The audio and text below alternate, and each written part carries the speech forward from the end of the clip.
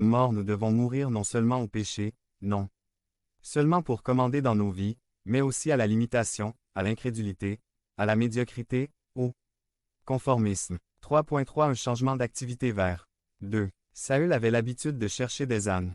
Ces ânes, perdus, avaient désormais été retrouvés. Dieu l'appelait à une nouvelle activité. Si vous voulez vivre dans la nouvelle nature, vous devez vous préparer à vivre une nouvelle vie avec de nouveaux objectifs, de nouvelles priorités, une nouvelle gestion du temps et de l'argent. Dieu nous appelle à une nouvelle réalité et notre esprit doit s'y adapter. 3.4 Une nouvelle relation avec Dieu vers 3. Les trois hommes qui allaient rencontrer Saül avaient des éléments très significatifs et ils parlent tous de la relation que nous devons avoir avec Dieu, le sacrifice et le dévouement. Les chèvres. Dieu attend de nous que nous vivions vraiment soumis à lui, que notre abandon soit authentique et sans réserve. À ceux qui vivent abandonnés, Dieu donne de plus en plus. Communion. Les galettes de pain. Dieu veut communier avec nous. Il nous aime et veut que nous l'aimions, que nous l'adorions, que nous prenions plaisir à être dans sa présence. Joie est venue. Notre relation avec Dieu doit être marquée par la joie. La nouvelle nature est victorieuse, elle est triomphante. Nous pouvons toujours nous réjouir dans le Seigneur, car notre joie ne vient pas de ce qui nous arrive, mais de lui.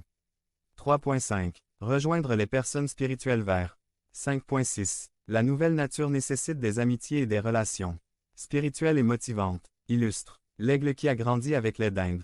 Nos amitiés, nos relations nous marquent d'une manière incroyable. Rassemblons-nous avec des personnes spirituelles qui veulent grandir, qui ne s'installent pas, qui veulent que notre ville appartienne au Christ.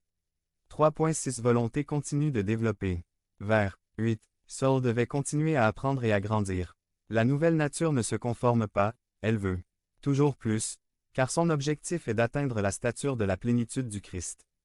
Conclusion Nous voulons tous profiter des bénédictions que Dieu a pour nous, dans tous les domaines de notre vie, familiale, personnelle, ministérielle. Toutes ces bénédictions sont étranges pour l'ancienne nature, mais sont normales pour la nouvelle. Nous devons aujourd'hui accueillir la nouvelle nature dans un acte de foi et commencer à vivre selon elle. Ce que Dieu a dit à Samuel est pour nous aussi.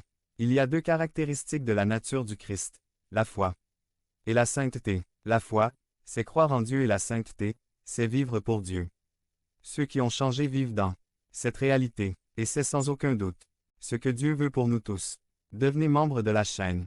Et AIDEZNOUS a propagé la parole de Dieu dans le monde entier.